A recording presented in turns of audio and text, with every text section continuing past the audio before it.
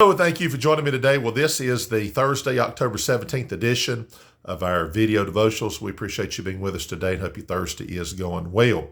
Well, we're going to be in Mark chapter 8. If you want to find that, we'll begin at verse number 14, read a few verses there. Mark 8:14 is where we will begin. Otherwise, we appreciate you watching these videos. And of course, there's much to pray about. We've got a lot of things going on in our own lives and of course around us. In the nation, the world even. So a lot of things going on, but pray as you can pray. We'll ask you to pray for our homecoming service this coming October 20th, this Sunday. This will be the 79th, you can call it anniversary of the church being in existence. It goes back to 1945. And as you can imagine, all the events from 1945 going forward, you can imagine. So a church standing here preaching the gospel and preaching the word of God, and that's what we're trying to do ourselves to not just carry on a tradition. You have to be careful with the traditions, but carrying on the Bible example. And so pray for our service, have a great attendance. Our preacher will be Pastor Brooks Grimes. He's from Northview Baptist Church in Fayetteville, North Carolina. Our folks, I don't think any of our folks have ever heard him speak whatsoever. So that'll be a surprise for them. We'll be having the Mercy Mountain Girls Academy singing for us. So pray for them as they sing. Pray for Brother Grimes as he preaches. Pray for the service. There may be someone lost in our service. We want to see somebody saved. If they're not saved, pray for hearts to be touched, of course. Then we'll have a meal afterwards. It's also old-fashioned. It's an old-fashioned theme. So folks will be wearing some old-fashioned clothes and that sort of thing. And I'll be wearing my overalls. I'll maybe even take a picture of it, put it on Facebook. How about that? All right, so enough of that. Here we are in Mark chapter 8, verse number 14. Notice what it says. Now the disciples had forgotten to take bread. Neither had they in the ship with them more than one loaf. And he charged them, saying, Take heed, beware of the leaven of the Pharisees and of the leaven of Herod. And they reasoned among themselves, saying, It is because we have no bread. So they thought Jesus was kind of chastising them because they only had one loaf of bread, and that's why he made the statement.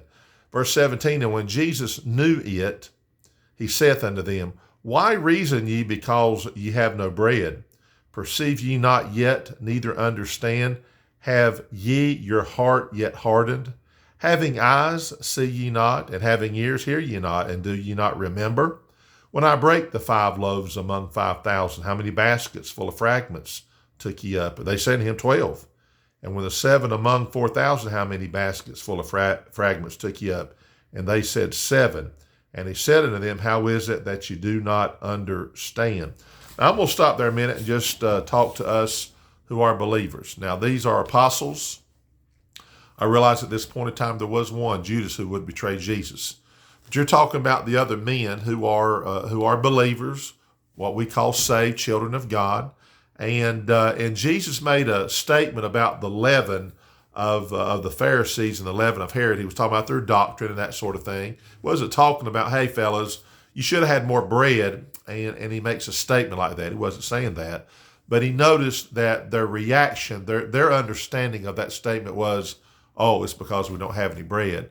And then he asked a very serious question here. He says, look, he says, why reason ye because ye have no bread? In other words, why did you say we have no bread? And that's how you took what I said.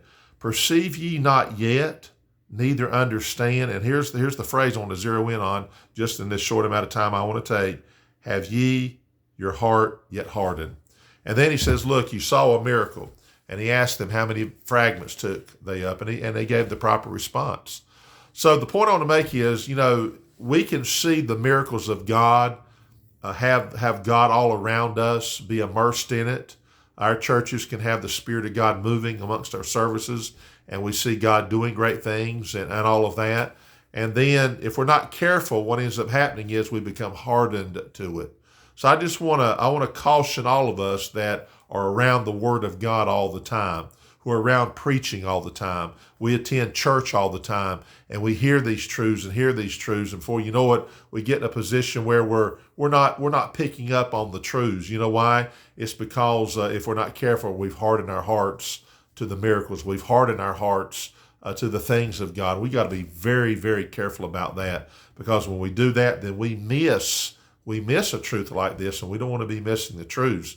So think about that as you as you go and pray, just the basic promises of God, act on those. And when you hear the truths, say, God, help me. I don't want to get to a place where I harden my heart and then I miss what you're really saying. And we got to be very careful about that, okay? So I'm going to stop right there. Hope everybody has a great day, safe day, healthy day. Lord willing, we'll see you tomorrow, where it's already Friday again. Hard to believe. And we appreciate you watching. Have a great day.